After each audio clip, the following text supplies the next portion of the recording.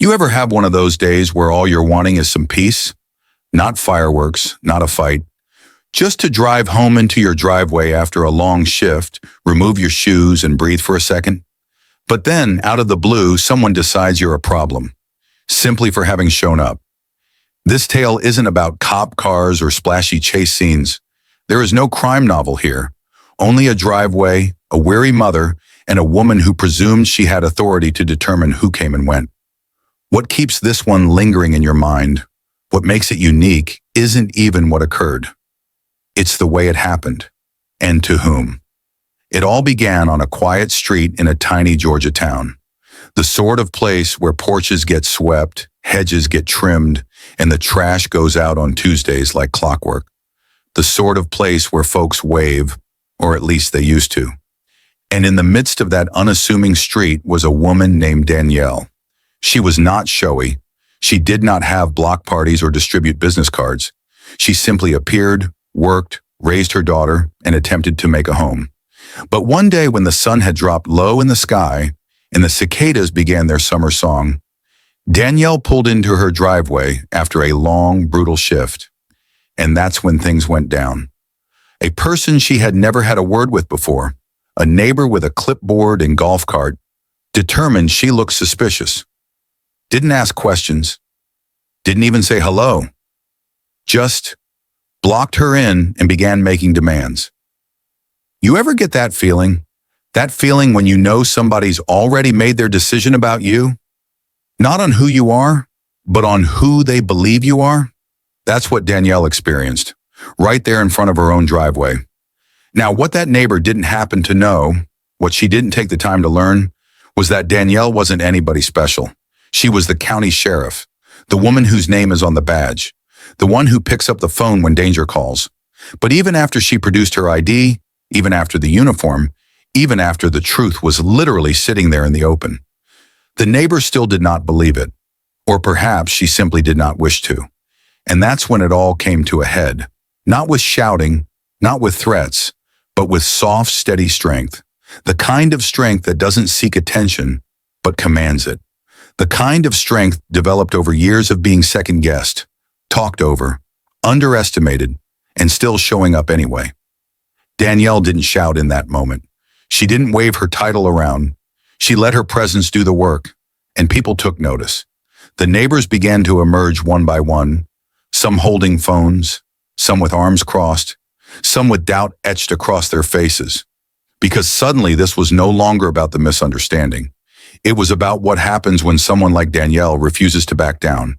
And perhaps that's what makes this tale so compelling, because it's not necessarily about Danielle. It's about everyone who's ever been asked to defend the fact that they're somewhere they were supposed to be. Have you ever entered a room and sensed eyes on you before you even opened your mouth? Have you ever smiled for politeness' sake while someone made a backhanded remark about people like you? Have you ever been asked to demonstrate what should have been self-evident? If so, this tale may ring a bell. It's not boisterous, it's not dramatic, but it is true. And it reminds us that at times the most powerful thing you can do is remain upright. What went down on that Georgia street wasn't the first time a neighbor misjudged, and it won't be the last. But the way Danielle responded, that's where the soul of this story resides. Because this isn't just about HOA politics or neighborhood drama. It's about grace under pressure.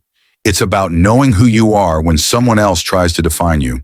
And it's about what our kids see, what they learn when we face moments like this. Danielle's daughter Ava saw all of it, and what she saw wasn't weakness. It was wisdom, not silence, but control. Not fear, but the kind of calm that speaks volumes when words fail. And that's why we're telling this story today. Because although it began as a miscommunication, it evolved into something much more profound, a lesson in presence, belonging, and the strength of remaining grounded when someone attempts to shake you. So if you've ever needed to defend your own existence, if you've ever been spoken down to, overlooked, or informed you didn't belong, then you'll want to continue reading. This is the tale of Danielle Carter, the woman on the driveway, the sheriff in plain view, and the neighbor nobody knew was coming. A lady in Georgia recently attempted to make a citizen's arrest, in someone else's driveway, no less. Guess that someone was the county sheriff. Yikes, not smart. It began with a golf cart, an authoritative voice, and a whole lot of assumptions. Danielle Carter had just driven into her driveway in Winder, Georgia, a peaceful, predominantly white suburban area, approximately 45 minutes from Athens. The type of place where people wave when they take their dogs for a walk, and the biggest thrill is when the recycling bins get tipped over. Her hands remained on the steering wheel as she saw a golf cart racing towards her in the back of her head. It was dodging around trash receptacles as if it had a purpose. Danielle sighed. Not today. The sun was in the western sky, casting that same warm orange color over the cul-de-sac. Her 15-year-old Ava had just sent a text message. "You want me to start dinner?" Danielle was about to reply when the golf cart skidded to a halt behind her SUV, essentially cutting her off. Out came a blonde woman with short hair, sunglasses riding high on her forehead, and a clipboard held against the crook of one arm as if it was just a part of her. She didn't smile. She didn't wave. She approached like she was the neighborhood sheriff, who, as fate would have it, was rather ironic. Danielle cracked open her window just a little and said politely, "Can I help you?" The woman didn't waste time on small talk. "You can't park there. This is private property." Danielle blinked. "I live here."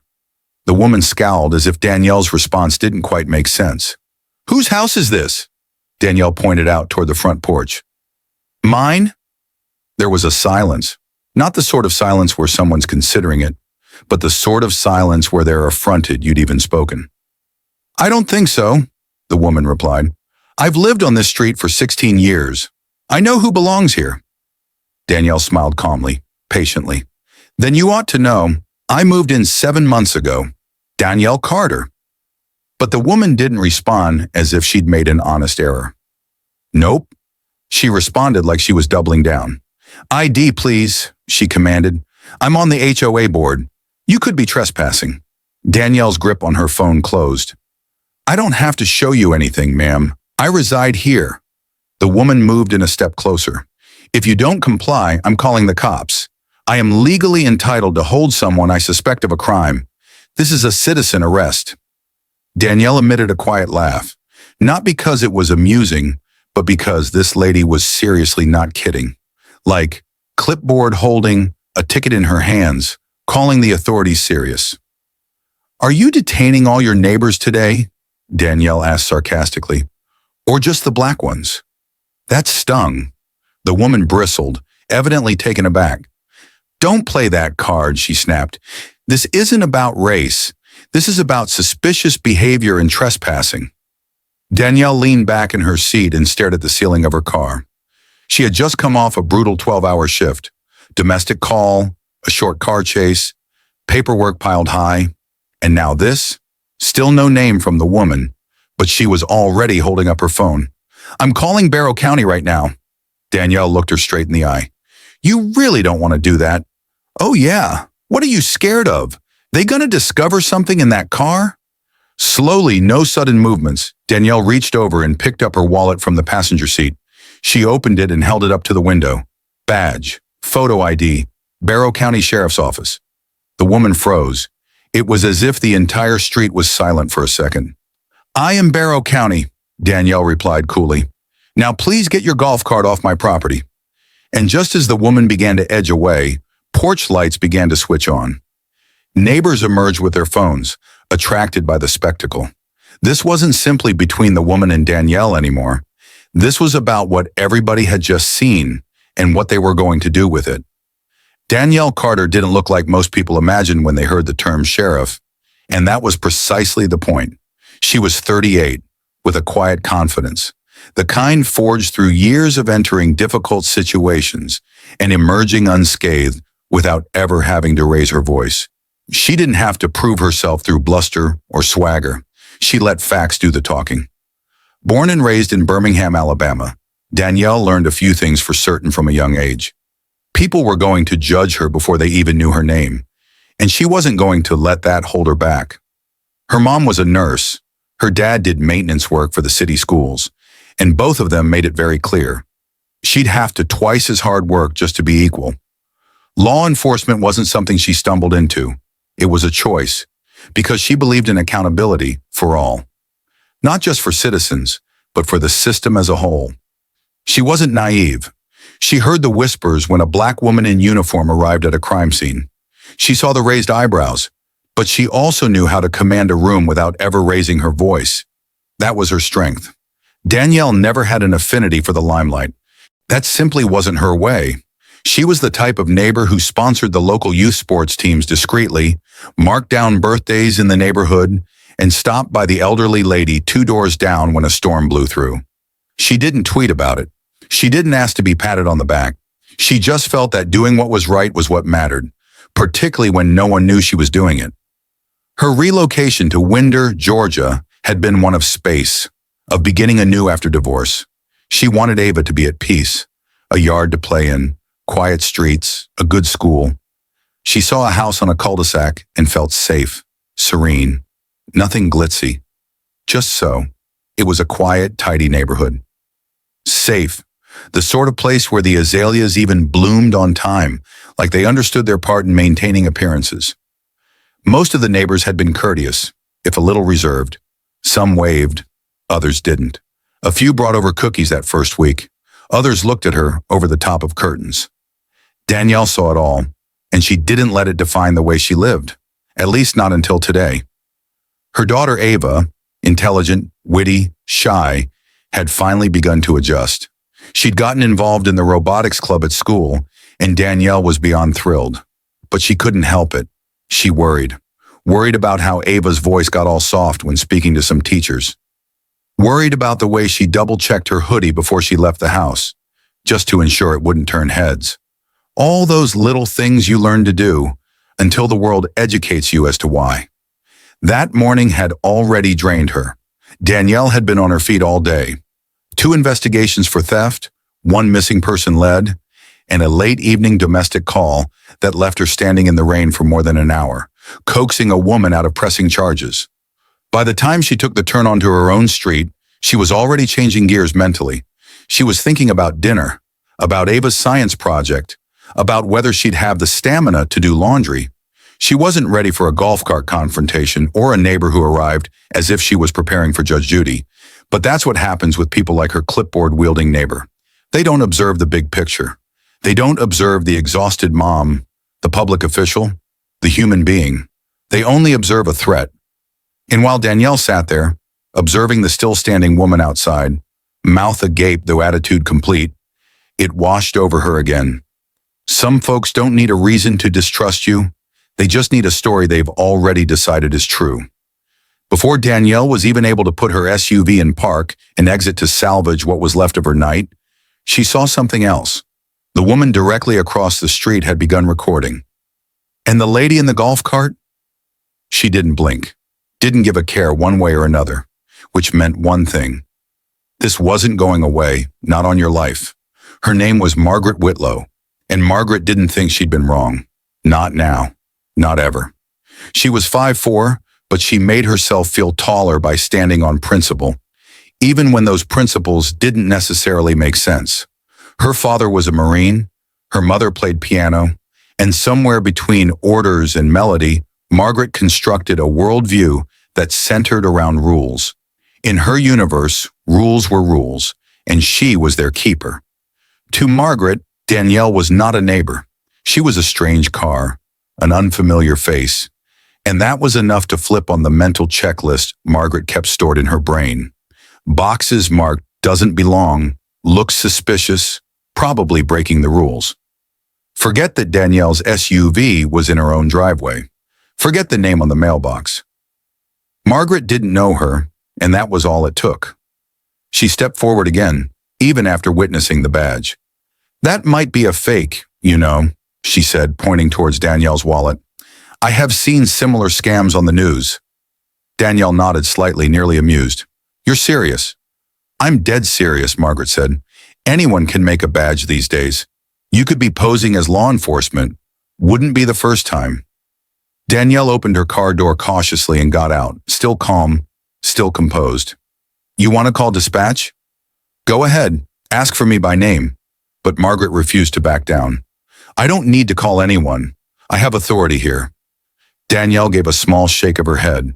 You're not law enforcement, she said plainly. You're an HOA board member. That's not the same thing.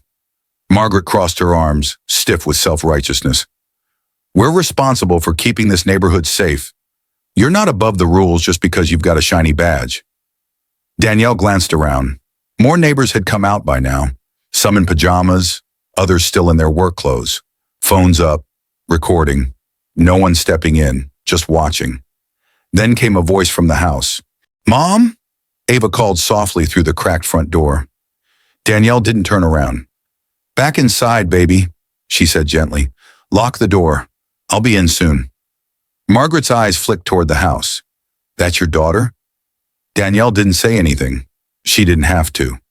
You bringing kids around here too? Margaret growled, hard enough to hurt. Danielle inched forward one slow step. Her tone remained low and even. Watch your tone. That was when a new voice spoke across the tension. Hey, Margaret, maybe let it go. It was Walter Dunn, the old mechanic who retired and lived 3 doors down. Big fellow, always wore the same camo baseball cap, standing there with his arms crossed over his chest, staring. His wife Beatrice standing beside him, lips pursed into a frown. Margaret turned to them. This has nothing to do with you, Walt. It does now, he growled. You're yelling at a homeowner in her own driveway, and she's a sheriff. What exactly are you trying to prove? I'm trying to keep our streets safe, Margaret sniffed. From who? Beatrice interrupted. Her tone was biting now. From a black woman in her driveway? Margaret's lips dropped open as though slapped. I never said that. Never mind, Beatrice retorted. Danielle remained still, observing the scene as if she were the witness to her own trial. This was no different for her now. It was all about the truth being revealed in the presence of everyone. Margaret glanced over. The crowd was no longer with her. She could sense it, that change in the atmosphere, the glances, the whispered condemnations. But she instead stood firm. I've worked too hard to make this place look nice, she said, voice breaking with emotion, and I won't apologize for wanting answers. Danielle's voice was soft, steely. You didn't ask, she said. You accused. Margaret winced, just a little bit. Danielle went on, her voice never wavering. You blocked my car. You said you'd call the police. You attempted to hold me up in front of my child, and now you're acting like this is some kind of safety issue. Margaret said nothing. Her lips parted as if she were going to say something, but nothing exited her mouth. Then Walter addressed her again. Time to head home, Margaret. For an instant, she was rooted, torn between pride and shame. Then reluctantly, she walked toward her golf cart. But she wasn't done, yet. She took out her phone and took a picture of Danielle's license plate. Danielle lifted an eyebrow. Seriously? But just as she reached for the golf cart's handle, someone else stepped forward. Someone no one expected to say a word. And what he said shifted the mood on that street all over again. It was Julian Park, mid-40s, lived at the bottom of the cul-de-sac. Always courteous, always kept to himself. Korean-American, worked in IT, had a wife and a middle school son. The type of neighbor who would offer a wave but never hang around long enough for a complete conversation. So when Julian lost his temper, it pierced the tension like a cutting wind. That's enough, Margaret, he said. Not loud, not angry, just firm, certain. Margaret turned toward him as if she'd been personally betrayed. Julian, are you serious? He nodded. I am. You're embarrassing yourself, and the rest of us. Margaret glanced around once more, looking for support in the faces. But she did not find it this time. Most people simply stood there, not knowing what to say, fearing to take sides out loud. A few continued to shoot. One of the neighbors muttered something to her husband and quietly pulled him back inside. Danielle looked at her phone. She hadn't moved from the sidewalk since she got out of her SUV. Her hands were calm, but her jaw was clenched. None of this is what she wanted.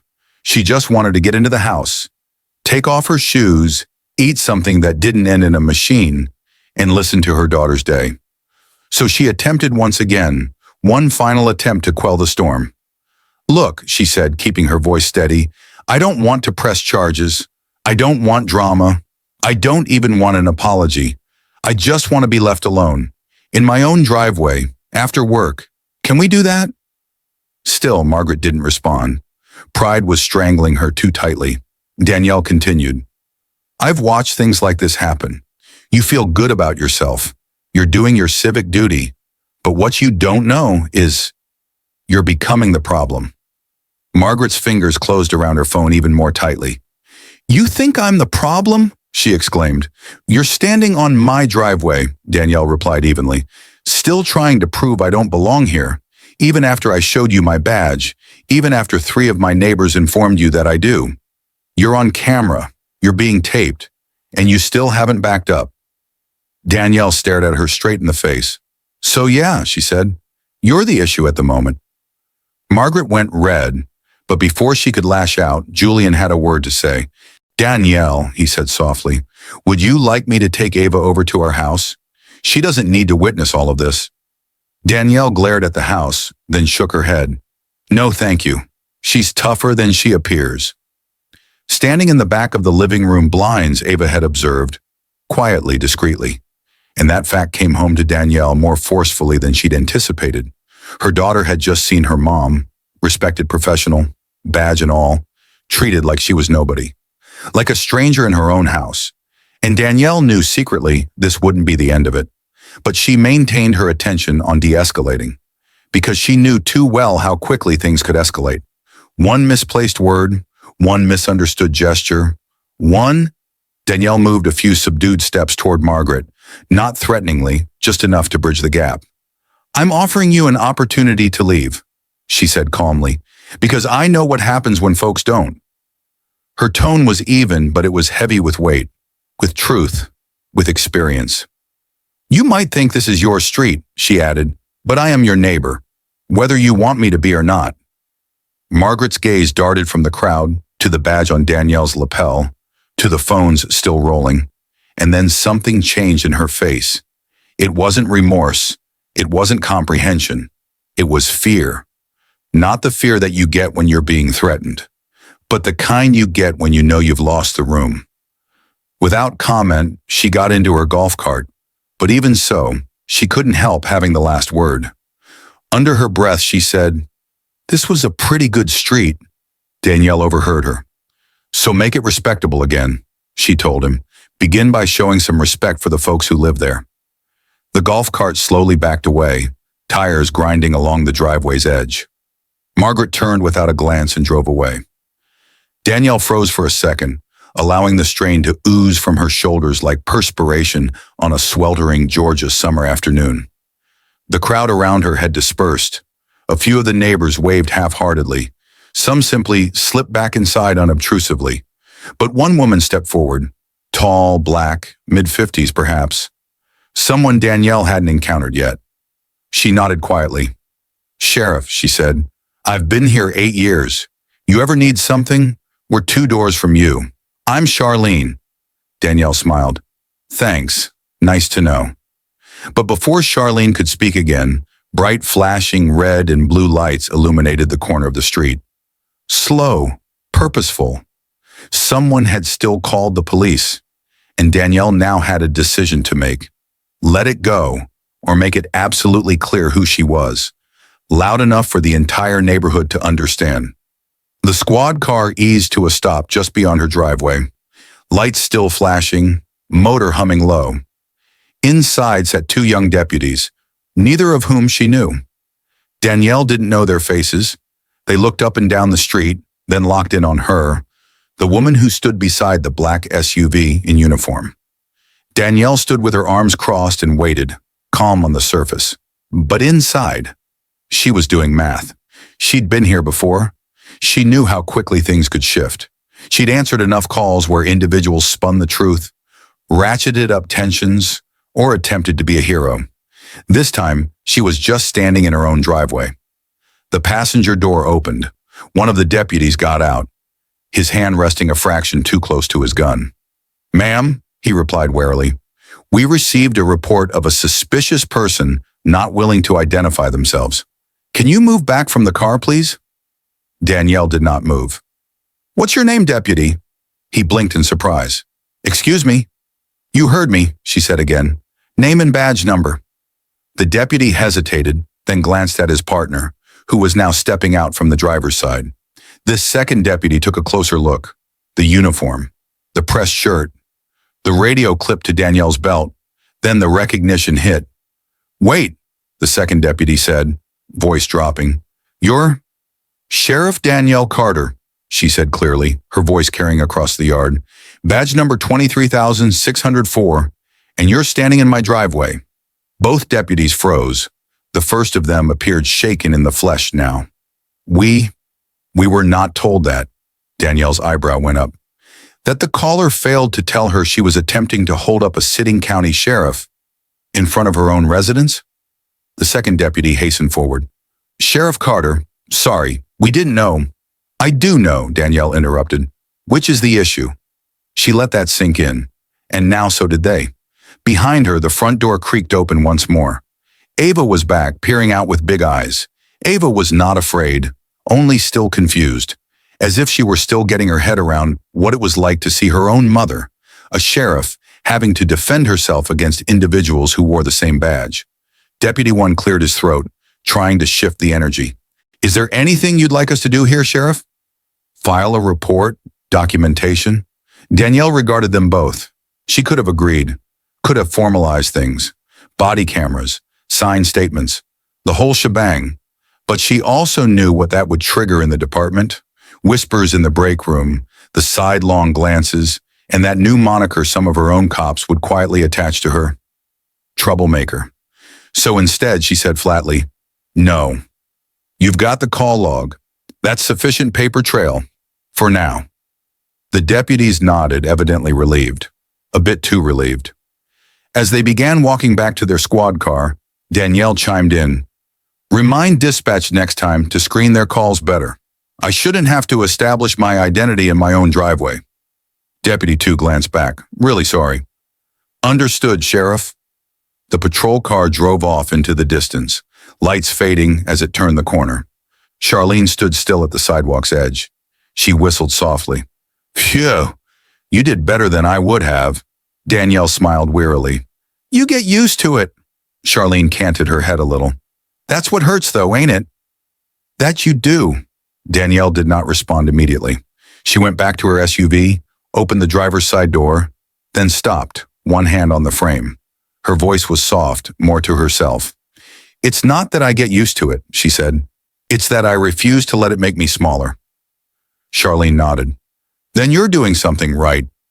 But even as the red lights receded down the street, Danielle recognized that this wasn't finished. Not quite. Margaret didn't strike her as the sort to take her lesson silently. And by dawn, everyone in the neighborhood would have an opinion. Some loud, some under their breath. But all impossible to disregard. The next morning, the neighborhood wasn't quite the same. Not in the same way it had been. It began with a whisper on the Nextdoor application. Then there was the Facebook posting. Someone had taken a picture of Danielle next to her SUV, taken from the street corner across the way. The caption was, "So the woman I accused of trespassing turned out to be the county sheriff." Guess we all make mistakes. There was no name to go with it, but everyone knew who did it. By lunchtime, it had gathered more than 150 comments. Most of them were courteous. Some of them were supportive. But a surprising amount courteously tiptoed around the actual issue. She didn't have to be so aggressive with Margaret. Just a misunderstanding. No need to make it racial. I've never seen her before either. Danielle read the comments silently. None of it surprised her. But the loudest messages were from the ones who said nothing. The neighbors she thought were different. The ones who used to wave from their lawns or dropped off banana bread that first week. Suddenly nowhere to be found. Despite all this, there were a couple of people who did show up. Walter and Beatrice dropped by with a casserole one evening. No fanfare, just rang the doorbell and delivered it with a warm smile. Julian messaged Ava and asked whether she would be willing to tutor his son in maths, as if nothing had ever occurred. Charlene dropped by with a paperback novel. She said nothing of what transpired, merely hugged Danielle and said, "You were seen." Loud and clear. But for each silent gesture of kindness, There was a frigid glance at the mailbox, an overlong silence on the sidewalk. A neighbor who turned around the instant Danielle emerged to walk the dog. Nothing loud, nothing direct, just enough to feel it, just enough to know. Ava felt it too. At school, her friend Eliza said, "Why was your mom on Facebook?" Someone else made a joke. "Guess y'all own the whole street now, huh?" Danielle had prepared her daughter for a lot of things, but not this. Not the, "It's a strange thing," being turned into a headline, a story, a post for people to comment on like it's just neighborhood gossip. That night, Ava sat at the kitchen table, a math worksheet in front of her, but she hadn't touched it in nearly 20 minutes. Danielle watched her quietly for a moment, then asked, "You okay?" Ava shrugged. "I'm fine." Danielle tilted her head gently. "You're not." Ava gazed up. "Why did she do that?" Danielle breathed in deeply. "Because to some, if they don't know you, they figure you don't fit in." Ava scowled. "That's stupid." "It is," Danielle replied, "but that doesn't prevent people from thinking it." Ava put down her pencil. "Are you angry?" Danielle hesitated before nodding. "Yeah, I am. Not because it occurred, but because it continues to occur." Ava scoured her mother's expression. "Are we gonna move?" Danielle leaned in close. "Do you want to?" Ava shook her head. "Number, I like our house. I like our yard. I like our life." Danielle smiled. "Then we stay." For a moment, they were suspended in an understanding silence. Then Ava said, "What do you think she's going to do?" "Margaret," Danielle said. "She'll either double down or disappear." But Margaret didn't disappear. The very next day, a letter appeared in Danielle's mailbox. No return address, but on HOA letterhead. It said, "As a result of recent events, we will be revisiting our neighborhood watch protocols. All residents are encouraged to report unfamiliar activity. Safety comes first." No apology, no taking of responsibility, just a coy doubling down, wrapped up in bureaucratese. Danielle folded the letter in half and put it in a drawer. She didn't need to reply. She already knew. Later that afternoon, with Ava playing in the backyard, Danielle walked slowly down the street. She stopped in front of Margaret's house. She didn't knock. She didn't yell. She didn't even speak. She simply stood there, not angry, not small, just present. From behind the curtain, Margaret poked her head out, phone in hand, not knowing what to do now that the situation had reversed. But Danielle didn't have to speak. She'd already spoken volumes, with her calmness, with her being there, and with her not shrinking. And yet what would happen next would challenge her fortitude in new ways. 2 weeks passed. No longer golf carts careening down the cul-de-sac, no longer shouting in the driveway, only neatly trimmed hedges, tight-lipped grins, and a neighborhood working very hard to act as if everything was okay again. It wasn't, and soon it would show. Danielle sensed it at the monthly HOA meeting. These meetings were usually subdued affairs, half-filled with a display of store-bought cookies and a dense fog of passive-aggressive atmosphere. But not this time. Every available chair was filled. Margaret sat up front, rigid and mutinous, turning pages of the meeting agenda as if it were a shield. She hadn't uttered a word to Danielle since the incident, not even once, not even on recycling day when they stood 10 feet away from each other at the curb. Danielle hadn't intended to say anything either. But then Craig Holman, president of the HOA, middle-aged, courteous, always wearing khakis, clerked his throat and spoke. "Sort of a lot of attention recently," he started. "Some of it unwanted, some of it eye-opening." A few gasps. Most people could not bring themselves to look at Danielle, but not Charlene, not Julian. They were sitting behind her, quiet, consistent support. "We just want the community to feel safe for all of us," Craig said diplomatically. Danielle did not raise her hand. She stood. "I agree," she said, voice strong but even. "Safety should never be used as an excuse to harass your neighbors, especially when your neighbors wear the same badge as the officers you'd call for help." The room went quiet, still, heavy. "I didn't move here to make waves," she continued. "I moved here to worry my daughter in peace." Danielle's voice held steady, her eyes scanning the room. "But what went down in my driveway? she went on. That wasn't peace. That was a reminder that no matter how hard I've tried, which uniform I've worn, or where I put my head, to some folks, I'll always be a question mark. Craig cleared his throat, searching for words. We get it. And, we apologize. Danielle nodded once. Then show it. Change the way we speak about safety. Stop treating the unknown as a threat. And perhaps, maybe, knock on a door before calling the police, like a good neighbor would. There was a moment of silence, then a small round of applause. Not a standing ovation, just enough. Enough to know some people listened. Margaret didn't shift, didn't say a word, but her jaw clamped down. Later, Charlene met up with Danielle in the parking lot. Do you think she learned anything? Danielle shrugged. Not my responsibility to educate her. Charlene smiled. Still, you educated the other ones. Over the weekend, something surprising occurred. A knock at the door. Ava opened it. 3 teen girls were standing there, holding a sign they made themselves. Big, bold letters. We're glad you're our neighbor. Ava blinked. Wait, what? One of the girls moved forward. We made it for your mom. We're in the same grade as you. I think we sit next to each other at lunch. Ava smiled, half shy, half amazed. You do? Danielle stood in the doorway, scanning the sign, then glancing at the girls, all of whom were probably 15, probably 16. Just kids. Thank you, she said quietly. It means more than you can imagine. It was a tiny thing, but sometimes that's all it takes. That evening, Danielle and Ava sat side by side on the porch. No words for a while, just the chirping of crickets and a lawnmower in the distance finishing up its last loop. Do you still think we're staying? Ava asked. Danielle didn't even hesitate. We're staying, Ava nodded. Good. They sat in that silence for a very long time, just breathing, just existing. Then Danielle said, something she hadn't shared with anyone, not even with Charlene. I didn't do that because I'm the sheriff, and she said, I did it because I'm your mom, and no one gets to make you feel like you don't belong. Ava rested her head on her mom's shoulder. I'm proud of you, she whispered.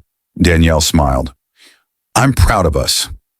And even as the block gradually regained peace, Danielle realized this instant, the driveway, the standoff, the glares and the silence would remain with them. Not as a wound, but as a teaching. One that they'd take with them into each and every day from here forward. One porch at a time. Weeks went by. The neighborhood remained the same. Children rode their bicycles. Sprinklers whirred in the evening breeze. Garbage cans still rolled out like clockwork on Tuesdays. But everything was different. Folks waved more now. Crawled slower past Danielle's house. Some because they felt guilty. Some because they showed respect. A few because they wondered. Either way, the silence had been breached. What was previously overlooked had now been noticed. And once it's been seen, it can't be unseen. Danielle didn't need Margaret to apologize. She wasn't going to. Some people don't say sorry. They just shun you more loudly. And that was okay. Danielle wasn't seeking approval. What she needed and what she stood for on that day was something much less complicated. You don't have to justify your right to exist. Not in your house, not on your block, not anywhere. Being calm does not equal being weak. Having patience doesn't mean accepting disrespect. And sometimes being silent is louder than yelling ever was. Danielle might have snapped, might have waved her badge in Margaret's face the first chance she got. But she didn't. She let Margaret reveal the world what she really was, all by herself. And Ava witnessed everything. And that's what it was all about.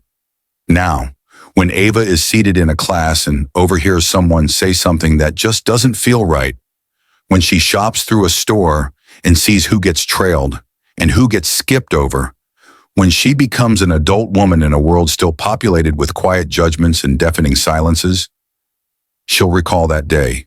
She'll recall how her mom stood firm, with strength, with dignity, with facts, never letting someone else belittle her. And perhaps that's the most significant aspect. So if you're viewing this at the moment and you've ever felt that you needed to prove yourself just so that you could be treated like a human being, then this story's for you. If you've ever held your breath when red and blue lights flashed in rear view, if you've ever been told to calm down when you were already being calm, if you've ever been stared at like you didn't belong when all you did was show up, let me tell you something. You're not imagining it. You're not overreacting, and you are not alone.